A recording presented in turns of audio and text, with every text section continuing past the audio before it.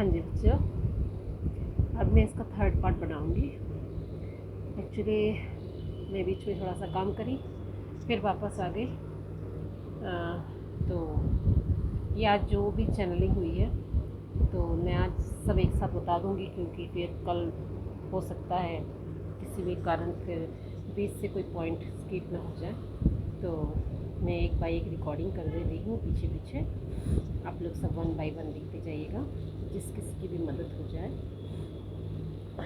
तो मैं ये बताना चाह रही थी, जैसे कि अगर हम अपना सोल पर्पस को पूरा करने के लिए हम मेडिटेशन का सहारा लेते हैं, तो मैं ये बता रही थी आपको, आपके अंदर की जो भी कमियां हैं, जो भी माइनस पॉइंट है, और जो भी कोई भी आपके अंदर की बुराई है, या आपके अंदर की कोई भी कुछ भी किसी भी प्रकार की नेगेटिव थॉट है, कुछ भी है, वो सब कुछ फटाफट बाहर निकलना चालू होते हैं। ठीक है ना, क्योंकि पवित्रता के अंदर कोई भी गंदगी पास नहीं कर सकेगी। ठीक है, तो हमें इससे घबराना नहीं है। हमें अपने लाइफ में सब चीज़ का सामना करना पड़ता है। जैसे कि आपको समझ लीजिए, मान के चलिए आप बहुत गुस्से वाले हो, तो आप जब मेडिटेशन करोगे तो आपको इतना गुस्सा आएगा, इतना गुस्सा आएगा, अननेसेसरी झूठ मूठ का, कोई किसी ने कुछ भी बोल दिया तो वो आपको ट्रिगर कर जाएगा। ठीक है, तो आपको जब ट्रिगर करेगा तो आप इससे घबराएं नहीं, अरे यार मेरे साथ क्या हो रहा है, मैंने ये क्या कर दिया,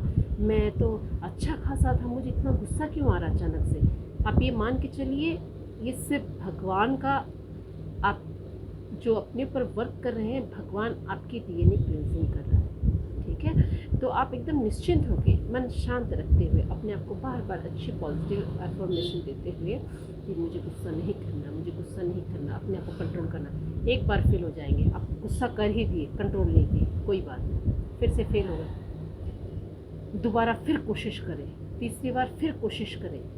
भगवान हमारे जब स्पिरिचुअल अवेकन होते हैं हम, तो वो हमारे बार बार परीक्षा लेते हैं, बार बार परीक्षा लेते हैं, 3 से 4 बार परीक्षा लेते हैं। ये इसी बीच में काफ़ी लोग ऐसे होते हैं, डर के मारे क्या करते हैं, घबराहट में अपनी सोल पर्पस का जर्नी को आधा छोड़ के भाग जाते हैं। ठीक है, लेकिन वो क्या सोचते हैं, हम ये दुनिया में बहुत खुश हैं, अपने हिसाब से जी रहे हैं, हम बहुत खुश हैं। लेकिन नहीं, आप जो यहाँ खुशी मना रहे हो ना, जब ऊपर जाओगे ना, फिर अगले जन्म के लिए भी रेडी रहेंगे, प्लस वहाँ के पनिशमेंट के लिए भी रेडी रहेंगे। ये बात भी आप ध्यान रखिएगा। ठीक है, क्योंकि आप जो सुख ये भोग रहे हैं ना भौतिक ज़िंदगी में, ये भौतिक ज़िंदगी का सुख होगा। उसके बाद जो आपका जो सुख होगा ना, वो कुछ नहीं होगा। हालांकि स्पिरिचुअल लाइन में रहने वाले लोग, पवित्रता में रहने वाले लोग, सुख और दुख का सामना समान रूप से वो कर लेते हैं। उनमें वो स्ट्रेंथ दे देती है भगवान, उनमें वो पावर दे देती है भगवान, उनमें वो शक्ति दे देती है भगवान, उनकी सोल जाग जाती है, वो भगवान के अंश बन चुके होते हैं। तो उनको कोई फ़र्क नहीं पड़ता, कोई भी सिचुएशन में वो अपने आप को ईजिली भगवान का हाथ थामते हैं, निकाल लेते हैं अपने आप को। ठीक है ना, तो इससे आपको घबराना नहीं है, इससे आप पार हो जाओगे। और पार करेगा कौन? भगवान। आप जिनके हाथ थाम रखे हो वही आपको पार कर जाएगा।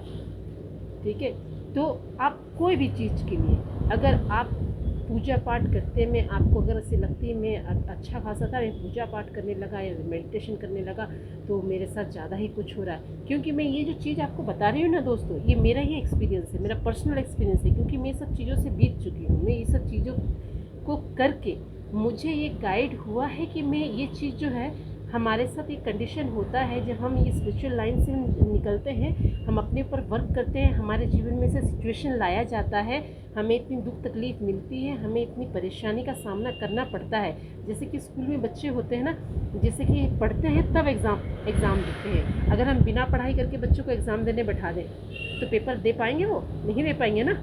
कैसे देंगे पेपर जब वो पढ़े ही नहीं कुछ अपनी ज़िंदगी में, वो एक्सपीरियंस ही कुछ नहीं किए, उनके नॉलेज में ही कुछ नहीं है, तो वो आपको कैसे एग्ज़ाम में आपको पास होके दिखा पाएंगे। हम ये चीज़ को एग्ज़ाम्पल दे रहे हैं आपको, कैसे हम ये खुद स्वयं इस चीज़ से गुज़र के आपको एक्सपीरियंस करके फिर हम आपको ये चीज़ के बारे में समझा पा रहे हैं। ठीक है ना, तो मैं ये जो चीज़ आप लोगों से शेयर कर रही हूँ, कहीं ना कहीं कोई हद तक, कहीं ना कहीं तक किसी ना किसी के ज़िंदगी में ऐसा कोई भी सिचुएशन आता है जब वो खुद को अपना आप को टूटा हुआ बिखरा हुआ या दुखी महसूस करता है, या ये सोचता है हमारी ज़िंदगी बस ख़त्म हो गई। लेकिन हम अगर इस सिचुएशन को नहीं समझ के अगर हम गलत रास्ता चुन लेते हैं, जो कि हमारी सोच, जो हमारी जिम्मेदार लेने वाली जो बोलते हैं वो बोली थी ना, हमारी जो सोच होती है ना, वो हमारी सोच पे भगवान का कोई कंट्रोल नहीं करता। अब मैं दुखी हो जाऊंगी, मैं सोचूंगी मैं सुसाइड कर लूँगी, भगवान आके थोड़ी ना बचाएगा। वो मेरी गलत सोच के कारण मैंने डिसीज़न ले लिया, उसका प्रायश्चित सुसाइड करने का बहुत ही गलत नतीजा होता है, जो कि बहुत ही बुरा रिजल्ट होता है। मरने के बाद भी आपकी आत्मा को शांति नहीं मिलती है, ठीक है ना। तो हमें भटकना नहीं है, हमें अपने आप को शक्तिशाली बनाना है, अपने आप को पहचानना है, भगवान का हाथ थामना है, भगवान के शरण में जाना है। हालांकि हम अवेयरनेस में अगर रहते हैं तो हमें सब चीज़ का नॉलेज जब हो जाता है ना, तो हमें सब चीज़ों से पार कर जाते हैं। तो हमें घबराने की ज़रूरत नहीं है इस चीज़ के लिए, ठीक है ना। तो हमें जब किसी भी सिचुएशन में, जैसे भी सिचुएशन में हो, भगवान आपकी परीक्षा लेंगे। भगवान पे आपका कितना विश्वास है, भगवान वो देखना चाहेंगे। आप ये नहीं कि भगवान के सामने बोलेंगे हे भगवान मैं तुझे पूजा करता हूँ, मैं तुझे मानता हूँ, और अंदर में आपकी कुछ और चल रही है।